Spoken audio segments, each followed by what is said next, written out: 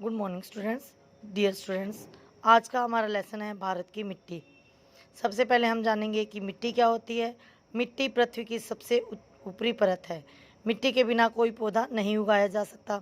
इस प्रकार हम कह सकते हैं कि सजीव अप्रत्यक्ष रूप से मिट्टी पर निर्भर करते हैं। मिट्टी पत्थरों के टूटने से बनती है। वर्षा तथा बहता जल मिट्टी को छोटे टुकड़ों में बांट तोड़ देता है और इन छोटे कणों को बहते हुए जल तथा पवन द्वारा अलग अलग स्थानों पर ले जाया जाता है। मिट्टी को बनने में लाखों वर्षों का समय लगता है। विभिन्न प्रकार की मिट्टी के कारण विभिन्न प्रकार की फसलें उगाई जाती है तथा एक क्षेत्र से दूसरे क्षेत्र की मिट्टी अलग अलग होती है। सबसे पहले हम जानेंगे जलोढ़ मिट्टी। जलोढ़ मिट्टी वह मिट्टी होती है जिसे नदियाँ अपने साथ जो जल के साथ जो मिट्टी बहा कर लाती हैं, वह मिट्टी जलोढ़ मिट्टी होती है। ये जलोढ़ मिट्टी जो है ये मैदानी क्षेत्रों में आकर नदियों के किनारे पर एकत्रित हो जाती हैं, जिससे कि मैदानी क्षेत्र जो है वो बहुत अधिक उपजाऊ होते हैं, क्योंकि यह मिट्टी बहुत उपजाऊ होती है। यह मिट्टी उत्तरी मैदानों, समुद्र तटीय मैदानों और नदियों के डेल्टाई प्रदेश में पाई जाती है। चावल, दालें, जूट, गेहूँ, गन्ना, सब्जियां आदि फसलें जो है इस मिट्टी में बहुतायत उगाई जाती हैं। उसके बाद है काली मिट्टी। काली मिट्टी दक्षिण के पठार के उत्तर पश्चिमी भाग में पाई जाती है। यह मिट्टी आग्नेय चट्टानों के टूटने से बनती हैं।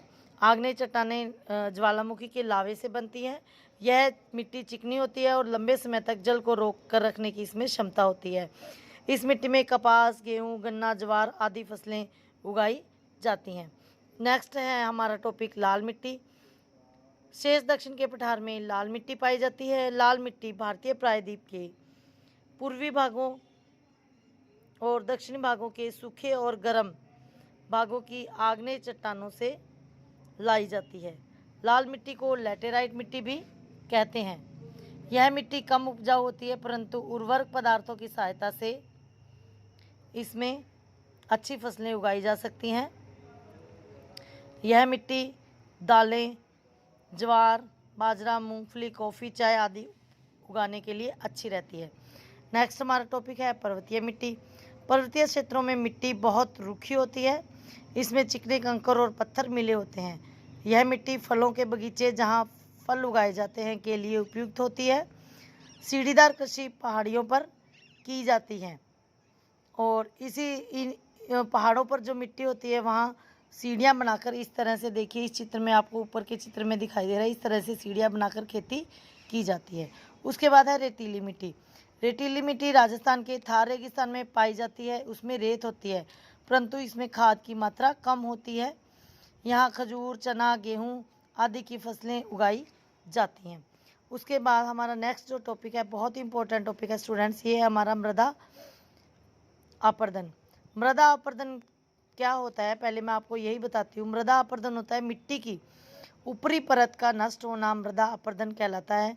मिट्टी की ऊपरी परत जो है वो सबसे अधिक उपजाऊ होती है और किन्हीं कारणों से जब ये परत नष्ट होती है तो उसे मृदा अपर्दन होना कहा जाता है। कभी कभी तेज वर्षा और तेज हवाएं भी मिट्टी को दूर ले जाती हैं। इसके अलावा वृक्षों के काटने से, घास के उखड़ने से भी मिट्टी अनुपजाऊ बनती है। मृदा अपर्दन को रोकने के लिए हमें ठोस कदम उठाने चाहिए। बिना सोचे समझे हमें पेड़ों को नहीं काटना चाहिए। हमें अधिक पेड़ लगाने चाहिए। वृक्ष मिट्टी के साथ पकड़े रहने में सहायता करते हैं, मिट्टी को पकड़े रहने में, इसलिए वृक्षों को नहीं काटना चाहिए। भारी वर्षा वाले क्षेत्र हैं वहाँ तो हमें और अधिक वृक्ष लगाना चाहिए ताकि भूस्खलन जैसी स्थितियाँ ना उत्पन्न हों। पशुओं द्वारा एक ही स्थान पर अधिक चरने से भी मृदा अपर्दन होता है, तो हमें इसे रोकना चाहिए। और इसके अलावा खेतों के चारों ओर बाड़ बांध देनी चाहिए। स्टूडेंट्स, आपका हमारा आज का लेसन जो है वो यहीं कंप्लीट होता है। Stay home, stay healthy.